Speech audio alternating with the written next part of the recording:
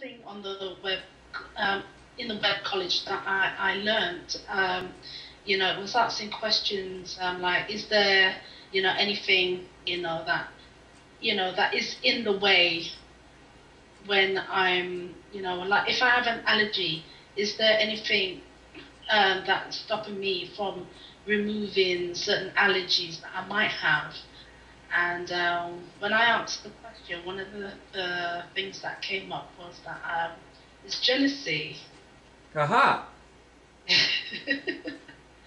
Yeah, so I had to go in and start removing jealousy. And to my surprise, jealousy was there in my bodies. Yeah, jealousy is an immune dysfunction. Right. And so there was an example of a dysfunction that you found in one of your bodies, or many, and took it out. Yeah. How did you feel after you removed it? I felt pretty. I felt pretty good, but at the same time, a little bit embarrassed. To know that I had such things there, yeah, I felt quite good after. See, that's another thing, is that you may not be ready to actually discover the things that are really embarrassing or even worse than embarrassing. Like there are things that are a lot worse than embarrassing. And, yeah. You may not be ready to discover those yet. Okay. I mean, it can take, you have to sort of work up to it. And after, you accept yourself more and more as you do this. Good deeds, see, I'm just discovering more, I'm learning more about myself.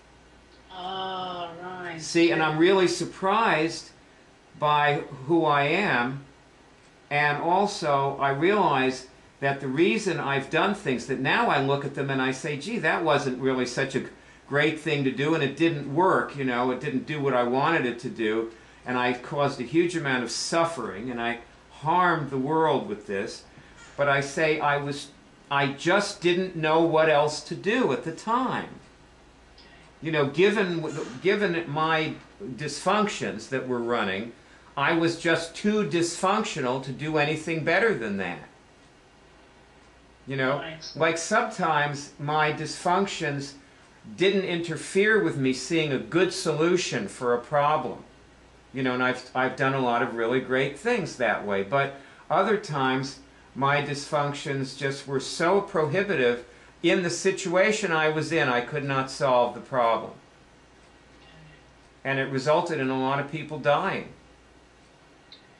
Even doing the CureDrive, I have made so many mistakes because I was dysfunctional, and people have died, because of that. Because, if we don't get this information, like if you hadn't found this, you could die within the next month or two. Yeah, that's right. It's that simple. Understand. What I did, I was just functional enough to manage to get this information to you somehow, where I failed with a lot of other people. Like I failed with tens of thousands of people, where I succeeded with you. And the only reason I succeeded with you is because I overcame massive amounts of dysfunction. Oh, right. I see. Yeah. Like I just committed to talking with you and actually like doing this with you and going through it step by step with you. And I just was trying to do it. I did it all these other dysfunctional ways before. And I just didn't realize the truth, which is that people need to talk to somebody. You needed to talk to somebody. Yeah, I did. So, yeah. And I don't feel the least bit ashamed of myself. I have to say, I really don't. Because I've just, I just did what I could, and it usually wasn't good enough, but, there's nothing I can do about that. I was dysfunctional. And see, you have to realize when you're sick, you're helpless, and it's nothing to blame yourself for. Like if you're too sick to do something, you shouldn't blame yourself for that. Yeah, that is my problem. You know, like I was just telling you about the jealousy issue. You know, I was being very hard on myself. I said, well, what is it that I'm jealous of? You know, and that's why I became, you know, embarrassed and thinking, God, that's in me. You know? Like you were saying, you know, I need to, like you said, I'm probably going to start finding worse things than jealousy as I go, you know, go through this this process. So, you know, like you said, as I find them, just remove them, you know, and move forward. Yeah, and some of them aren't removable. You know, like you can still remove them and you'll feel good, you know, when you remove them, but they're still there. Like the next day you find them again, you know, or you see yourself you see yourself behaving in the same way. But after a while, the effect is cumulative. And I feel like I have to be honest about myself with you, because that's the only way I can help you. I have to tell the truth about myself, because you're obviously learning from that. Yeah, I am. So that's important for me to do. And yeah, it's embarrassing, you know. It is, and I have to admit. But embarrassment is an immune dysfunction. Okay. Yeah. That's another dysfunction, embarrassment. Shame is an immune dysfunction.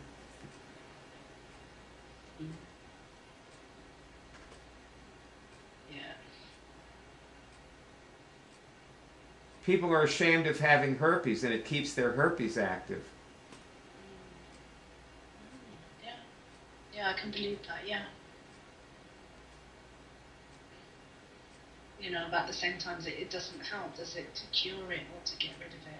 Well, they think they can keep their shame and still cure it, and then when they fail, they decide Immunix doesn't work. And they don't realize it's them that doesn't work. It isn't Immunix, it's them. See, because Immunix doesn't cure you. What's curing you is you. You're curing yourself. Angela. Yeah, I think, you know, that's so hard. No, I wouldn't say it's hard to take. Oh, how can I put it in words? You know, with the Immunix, now you just said it's not the Immunix that is curing you. You know, a lot of people would think that's what the Immunix is all about. You know, but here in the Immunix, I find, you know, it's not popping a pill or drinking medicine. It's just spoken words. And then I realized the other day, if I'm just speaking words like, you know, finding out if there's any, I don't know, say like cancer in my bodies, and if there are, then, you know, I am now removing, you know, cancer from my bodies. Those are words that I'm just speaking out. But then I realized that means that words are very powerful, if that's the case. Well, actually, what it actually means is that you're doing the removal.